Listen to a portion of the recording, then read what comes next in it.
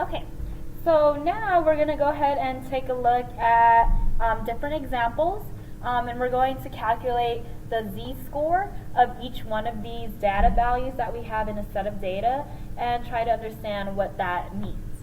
Okay, so this very first one, it says that the heights of 18 to 24-year-old women have a mean of 64.5 inches and a standard deviation of 2.5 inches. We know that a woman is 69 inches tall. How does she compare to the rest of the women in her age group? So what we're going to do is calculate her z-score and then interpret exactly what that means. Now, just initially, without calculating the z-score, she's 69 inches tall, right? And the mean is 64.5 inches. And so we know immediately that she is going to be above average, okay? Now, we want to try to figure out how tall is tall. Like, is she like really, really tall, or is she going to be just like taller, above average, okay? And so what we're going to do is use our z-score formula, right? So we have z-score is equal to whatever our observation is minus the mean over the standard deviation of the population.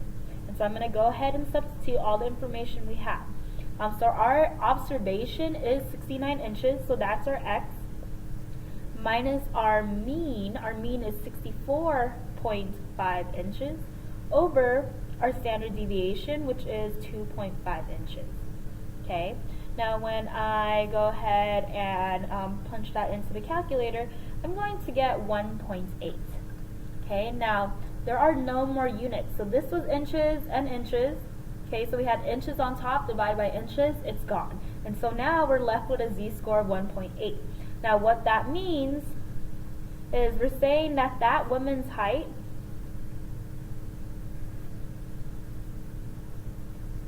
is 1.8 standard deviations above the average height of women her age. So, if we think about what we wrote down in the next page, generally we say that if you are more than 2 standard deviations above the mean, right, then you would be considered unusual. But based off this number, 1.8, this woman is tall, but she's not like rare, like super significantly tall compared to the rest of the people. Okay. Example. Next one. So we know a man who is 71 inches tall. The question is, who is taller relatively? So men are known to be distributed with a mean of 67 inches and a standard deviation of 2.3 inches.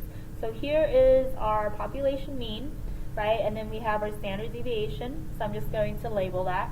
And then we want to go ahead and find the z-score. Because again, it doesn't make sense to compare the woman's height to the man's height without considering what the average height is for men and women. Because clearly right here, 71 inches, right, is definitely taller than the 69 inches. So then without using the standard deviation or the z-score, we would say that the man is taller than the woman. Now if we consider how tall are they relatively, so like comparing this man to men and that woman to other women, like who's actually going to be taller.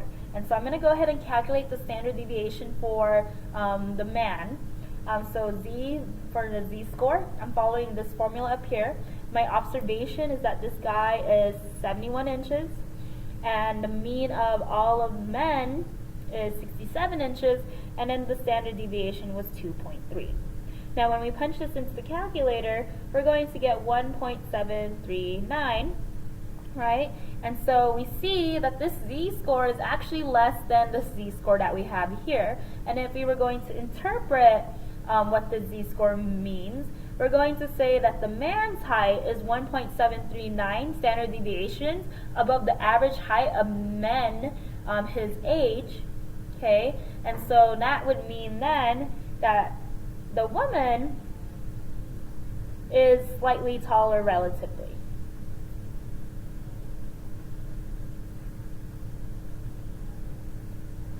Okay. The next example, in a distribution of heights in a school, the mean is 66 inches with a standard deviation of 2.8 inches. Which is more unusual? If you had a student with a height of 63 inches or a student that happened to have a height of 73 inches. And so what we have to do here is we want to determine what the z-score is of these heights. And so I'm going to go ahead and label what my mean is. So the mean of the school, the height is 66 inches, and then the standard deviation of heights is going to be 2.8 inches. I'm going to go ahead and calculate this first one. So when I have a student who has a height of 63 inches, so that's going to be z is equal to, let me just write that formula again so that we can reference it. Okay, so z is equal to 63 inches minus the mean, which is 66, over the standard deviation, which is 2.8. And what we're going to get is negative 1.071. Okay, and then let's go ahead and calculate it for the 73-inch student. So we have z is equal to 73 minus 66 over 2.8, which is going to be 2.5. Okay, so this is the first time we have been seeing a negative z-score. Okay, this just means the negative that you are below average, which makes sense. The average height is 66 inches. This kid happens to be 63 inches, so that's below average, right? And then this has to be positive because this one's above average. Okay, so negative, below average, positive, above average. Okay, now if we're comparing the absolute values of the z-score, this z-score has an absolute value of positive 1.071 versus 2.5, and we see that this, right, is going to be the bigger one, which means this one's going to be the one that is more unlikely, which makes this person more unusual. Okay, and thinking about what we talked about in the first page, this is more than 2 standard deviations, right, above the mean, which means that this student is a particularly unusual. So I'm going to go ahead and write that out. So the 73-inch tall student, so 73 inches tall student, is more unlikely because the absolute value of his z-score is greater. His height is further from the mean.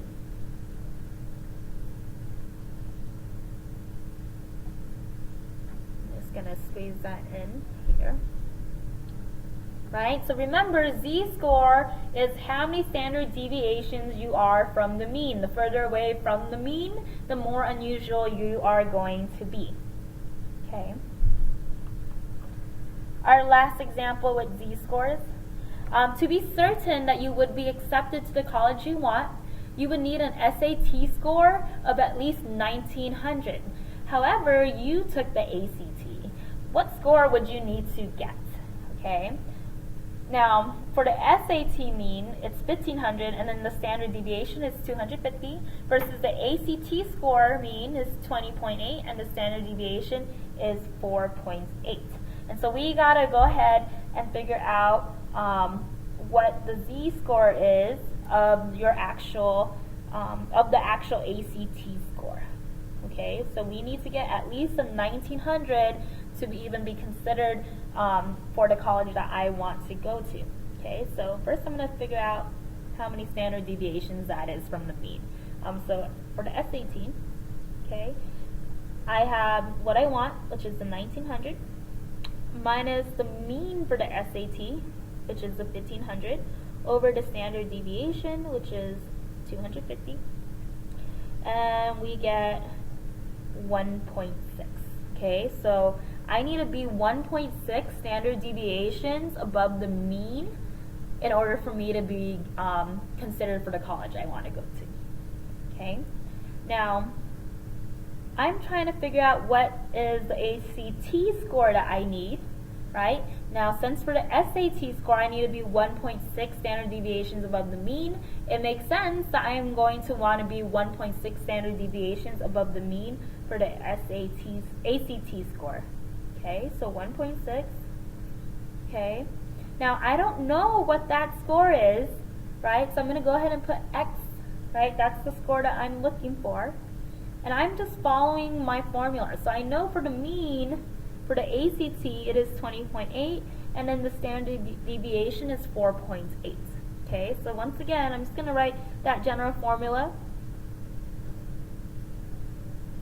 I have my Z-score, I have the observation, the population mean, and then the standard deviation of the population. Okay, what I know is that this is the SAT score that I need to get into that college. That is 1.6 standard deviations above the mean. And so for me to figure out what ACT score I need, it has to also be 1.6 standard deviations